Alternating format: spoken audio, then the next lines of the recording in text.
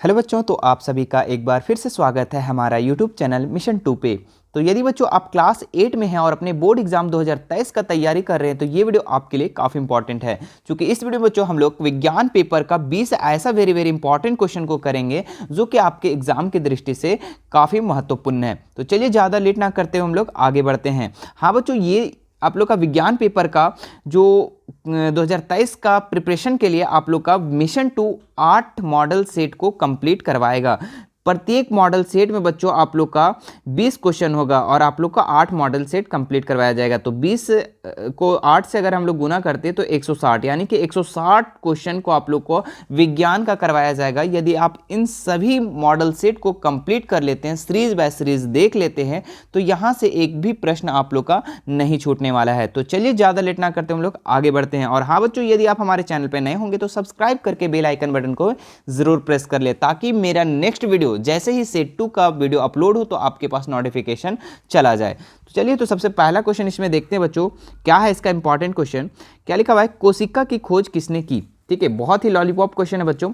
Robert Hooke option दिया हुआ है, एंटोनी वॉन लियोनहॉक, एडवर्ड जेनर या फिर लुई पाश्चर। बताओ इसका कौन सा राइट आंसर होगा।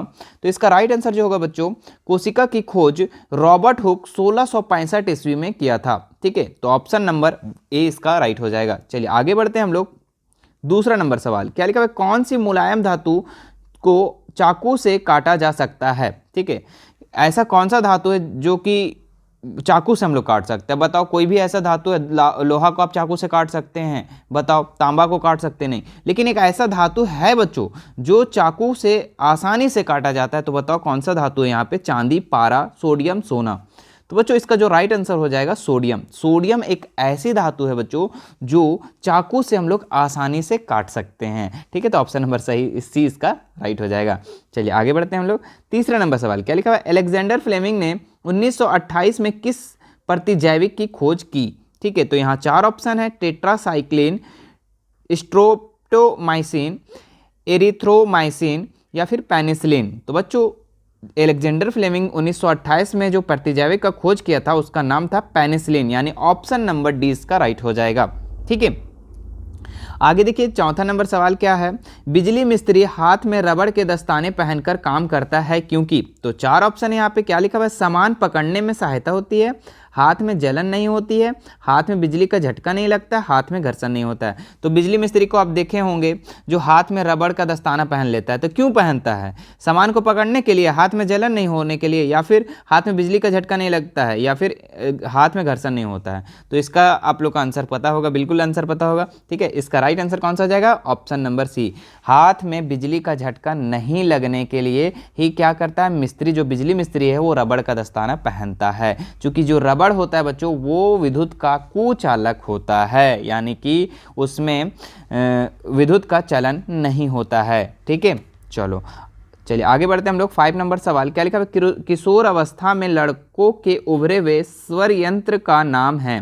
तो यहाँ 4 ऑप्शन है, क्या है, लैरिकिन्स, कंठमनी, साउंड ग्लैंड या फिर ध्वनि यंत्र। तो किशोर अवस्था में लड़कों का, ठीक है, लड़के के गर्दन में आप देखे होंगे जो थोड़ा सा उभरा हुआ नजर आता है, ठीक है, ऊपर उठा हुआ नजर आता है गर्दन में, तो उस यंत्र का क्या नाम है। तो उसका नाम है बच्चों कंठमनी, यानी ऑप्शन नंबर बी इसका राइट हो जाएगा।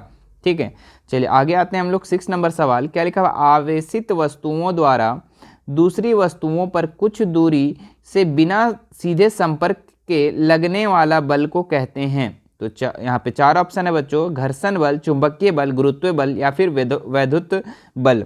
ठीक है, तो इसका जो राइट आंसर हो जाएगा बच्चों वैद्युत बल, यानी ऑप्शन नंबर डी इसका राइट हो जाएगा। ठीक है, चलिए आगे बढ़ते हैं हम लोग। 7 नंबर सवाल, क्या लिखा हुआ है, दहन के लिए आवश्यक है। तो दहन के लिए क्या आवश्यक है, हवा, पानी, आग या फिर ज्वाला।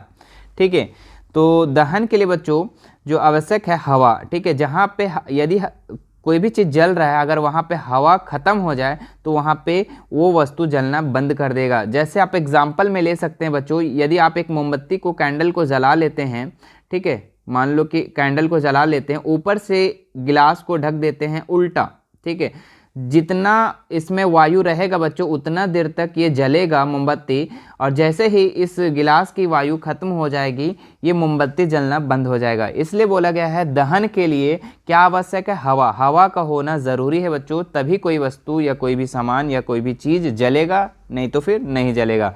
यानी ऑप्शन नंबर ए इसका राइट हो जाएगा। चलिए आगे बढ़ते हैं हम लोग। क्या लिखा, वे जंतु जो सीधे शिशु को जन्म ना देकर अंडे देते हैं उन्हें कहते हैं। तो बताइए, यहाँ 4 ऑप्शन है बच्चों यहाँ पे, जरायुज, अंडप्राजक, शैशवज या फिर लैंगिकज। ठीक है, तो जो जंतु सीधा शिशु को ना जन्म देकर अंडा देता है, जो जंतु जो अंडा देता है उसको हम लोग क्या कहते हैं, तो उसको हम लोग अंडप्राजक कहते हैं। ठीक है, और जो जंतु जो शिशु को जन्म देते हैं, ठीक है, जो बच्चे का जन्म देते हैं उसको हम लोग क्या कहते हैं, जरायुज, है ना। तो याद रखना बच्चों, ठीक है, दोनों में से कोई भी क्वेश्चन पूछ सकता है। ठीक है, वेरी वेरी इंपॉर्टेंट क्वेश्चन है ये। चलो आगे बढ़ते हैं हम लोग। 9 नंबर सवाल, क्या लिखा हुआ, आंख से दिव्यांग व्यक्ति के लिए कौन सी लिपि लोकप्रिय है। यानी कि जो आंख से अंधा है बच्चों, ठीक है, तो उसके लिए कौन सी लिपि लोकप्रिय है, ब्रेल लिपि, देवनागरी लिपि, रोमन लिपि या फिर अरबी। तो बताइए कौन सा इसका राइट आंसर हो जाएगा। तो इसका राइट आंसर बच्चों आप लोग का ऑप्शन नंबर ए यानी ब्रेल लिपि। आप लोग के पीछे क्लास में पढ़े होंगे, 6 या 5 क्लास में पढ़े होंगे ब्रेल लिपि के बारे में। उसमें क्या होता था बच्चों कि जो भी बुक उसका छपा हुआ होता है था, ठीक है, उसमें जो लिखा हुआ रहता था वो उठा हुआ लिखा हुआ रहता, ताकि वो इंसान जो अंधा है वो सिर्फ हाथ को स्पर्श कर करके पढ़ सकता था। ठीक है, वो उठा हुआ लिखा हुआ रहता था। ठीक है, इसलिए आंख से दिव्यांग व्यक्ति के लिए कौन सी लिपि लोकप्रिय है, तो ब्रेल लिपि। याद रखना ऑप्शन नंबर ए इसका राइट हो जाएगा। चलिए आगे बढ़ते हैं हम लोग। 10 नंबर सवाल, क्या लिखा हुआ है, जब एक ही किस्म के पौधे किसी स्थान पर बड़े पैमाने पर नियमित रूप से उगाए जाते हैं तो उसे क्या कहते हैं। जब एक ही किस्म के पौधे किसी स्थान पर बड़े पैमाने पर, मतलब कि एक ही जैसा पौधा को एक ही स्थान पर बहुत बड़ा, जैसे कि बहुत बड़ा खेत में उपजाया जा रहा है, तो उसको हम लोग क्या कहते हैं। तो यहाँ 4 ऑप्शन है बच्चों, अनाज, फसल, कृषि या फिर खेती।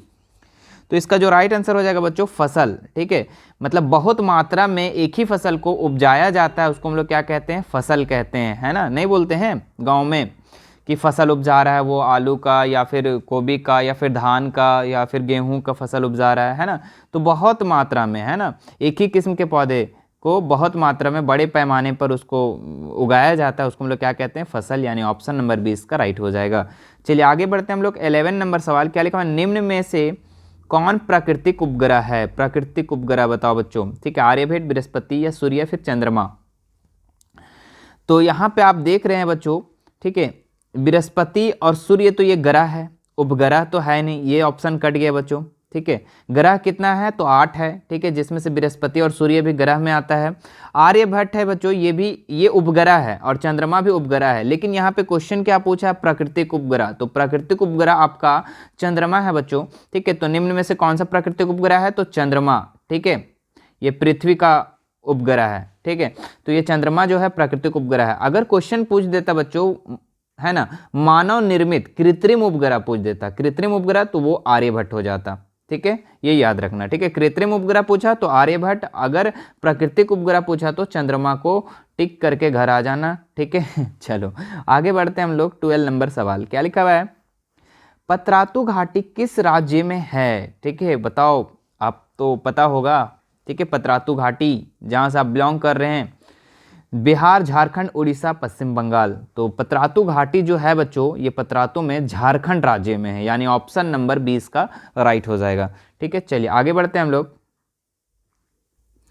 क्या लिखा हुआ है, 13 नंबर सवाल, वर्तमान दैनिक जीवन में लकड़ी की जगह हम किस चीज का उपयोग कर रहे हैं, ज़्यादा कर रहे हैं, है ना। तो वर्तमान समय में, अभी का समय में हम लोग लकड़ी की जगह किस वस्तु का उपयोग कर रहे हैं ज़्यादा, प्लास्टिक, लोहा, तांबा, एल्युमिनियम। तो हम लोग ज़्यादा से ज़्यादा जो प्रयोग कर रहे हैं बच्चों वो प्लास्टिक का उपयोग कर रहे हैं। जैसे कि पहले आता था, ठीक है, चेयर जो आता था वो लकड़ी का आता था, लेकिन अब जो हम लोग जो प्रयोग कर रहे हैं, किसका प्रयोग कर रहे हैं, प्लास्टिक का चेयर का प्रयोग कर रहे हैं, है ना। पहले जो कुर्सी होता था लकड़ी का, है ना, पहले वाले स्कूल में अगर जाएंगे तो बड़ा बड़ा लकड़ी का बेंच लगा होता था, बहुत बड़ा बड़ा चेयर लगा हुआ था। लेकिन अब कैसा चेयर आया है, प्लास्टिक का चेयर आने लगा है ना। तो अब हम लोग वर्तमान समय में ज़्यादा से ज़्यादा प्लास्टिक का उपयोग कर रहे हैं। ठीक है, जो कि नहीं करना चाहिए। चलिए आगे बढ़ते हैं हम लोग। 14 नंबर सवाल, क्या लिखा हुआ है, ध्वनि कंपन की प्रति सेकंड संख्या आवृत्ति का मात्रक क्या है? तो आवृत्ति का मात्रक बच्चों आप लोग को याद रखना है कि हर्ट्ज होता है, यानी ऑप्शन नंबर सी इसका राइट होगा। ठीक है, आवृत्ति का ईसाई मात्रक अगर पूछा तो हर्ट्ज लिखना है। ठीक है, ये न्यूटन जो आप दिख रहा है बच्चों, ये किसका मात्रक है ये आपको बताना है कमेंट करके। चलिए ठीक है, 14 का आपको कमेंट जब आपको करना है तो वहाँ पे लिखना 14 का ए या बी, जो भी लिखना है ना, न्यूटन का ये न्यूटन किसका मात्रक है। ठीक है, चलो 15 नंबर सवाल देखते हैं बच्चों हम लोग। क्या लिखा हुआ है? आवेश कितने प्रकार के होते हैं? तो आवेश 2 प्रकार के होते हैं बच्चों। ठीक है, बच्चों को लोग को पता होगा है ना, आवेश 2 प्रकार के, ऋण आवेश और धन आवेश। ऑप्शन नंबर 20 का राइट हो जाएगा। चलिए आगे बढ़ते हैं हम लोग। 16 नंबर सवाल क्या लिखा? इनमें से कौन सी विषैली गैस श्वास के द्वारा शरीर में पहुंचती है? तो नाइट्रोजन, ऑक्सीजन, कार्बन मोनोऑक्साइड या फिर कार्बन डाइऑक्साइड। ठीक है, तो बच्चों जो इसका राइट आंसर हो जाएगा कार्बन मोनोऑक्साइड। विषैली गैस जो है श्वास के द्वारा हमारे शरीर में पहुंचती है, ये कौन सा है गैस? तो carbon monoxide. Option number C इसका राइट हो जाएगा। चलिए आगे बढ़ते हैं हम लोग। बिरसा मुंडा जैविक उद्यान झारखंड के किस जिले में अवस्थित है? तो बिरसा मुंडा जैविक उद्यान झारखंड के किस जिला में है? दुमका, पलामू, रांची या फिर हजारीबाग। ठीक है, तो बच्चों बिरसा मुंडा जैविक उद्यान जो है ये रांची में स्थित है, यानी ऑप्शन नंबर सी इसका राइट हो जाएगा। ठीक है, चलिए आगे बढ़ते हैं हम लोग। प्राकृतिक गैस में मुख्यतः क्या होता है? इथेन, मीथेन, कार्बन डाइऑक्साइड या फिर नाइट्रोजन। ठीक है, तो प्राकृतिक गैस में जो होता है बच्चों वो होता है मीथेन। ठीक है, याद रखना है, प्राकृतिक गैस में मुख्यतः क्या होता है? तो मीथेन। ऑप्शन नंबर 20 का राइट हो जाएगा। चलिए आगे बढ़ते हैं हम लोग। 19 नंबर सवाल क्या लिखा हुआ है? निम्न में से किस पौधे के पत्तों का रस का उपयोग मलेरिया और डेंगू के उपचार में किया जाता है? वेरी वेरी इंपॉर्टेंट क्वेश्चन है बच्चों, बहुत बार पूछा गया सवाल है। ठीक है, तो जो किस पौधे के पत्तों का रस जो है मलेरिया और डेंगू के उपचार में किया जाता है? तो गिलोय, सिनकोना, धृत कुंवारी या फिर सहजन। ठीक है, तो जो मलेरिया और डेंगू के पत्ता का उपचार के लिए जो प्रयोग किया जाता है बच्चों वो सिनकोना का पत्ता। ठीक है, सिनकोना जो पौधा है इसी का पत्ता का रस का प्रयोग करके मलेरिया और डेंगू को उपचार में किया जाता है, मतलब ठीक किया जाता है। ऑप्शन नंबर 20 का राइट हो जाएगा। चलिए आगे बढ़ते हैं हम लोग। क्या लिखा हुआ है? खगोलीय पिंडों की दूरी को किस इकाई द्वारा मापा जाता है? किस इकाई से मापा जाता है? किलोमीटर, मीटर, प्रकाश वर्ष या सौर वर्ष? बताओ जल्दी से बताओ बच्चों। ठीक है, तो खगोलीय पिंड जैसे कि एक ग्रह को दूसरा ग्रह से कितना दूरी पर है, तारा कितना दूरी पर है, या फिर चंद्रमा पृथ्वी से कितनी दूरी पर है, तो ये किस में मापा जाता है? तो याद रखना बच्चों, इसको जो मापा जाता है प्रकाश वर्ष में मापा जाता है। ठीक है, यानी अगर किलोमीटर और मीटर में मापेंगे तो कितना सारा हो जाएगा ना, तो इसको जो ज़्यादा दूरी होता है ना बच्चों, ठीक है, उसको हम लोग प्रकाश वर्ष में मापते हैं। ठीक है, तो खगोलीय पिंड की दूरी को हम लोग क्या मापते हैं? प्रकाश वर्ष में, यानी ऑप्शन नंबर सी इसका राइट हो जाएगा। तो ये था बच्चों आप लोग का 20 इंपॉर्टेंट क्वेश्चन। ठीक है, वेरी वेरी इंपॉर्टेंट क्वेश्चन। ठीक है, इसमें से बहुत सारे क्वेश्चन आप लोग को एग्जाम में देखने को मिलेगा। ठीक है, तो ये था आप लोग का पहला सेट। ठीक है, इसके बाद जो आने वाले आप लोग का सेट होगा बच्चों वो मॉडल सेट 2 होगा। ठीक है, तो आप हमारे चैनल पे अगर नए होंगे तो सब्सक्राइब करके बेल आइकन बटन को भी ज़रूर प्रेस कर लें।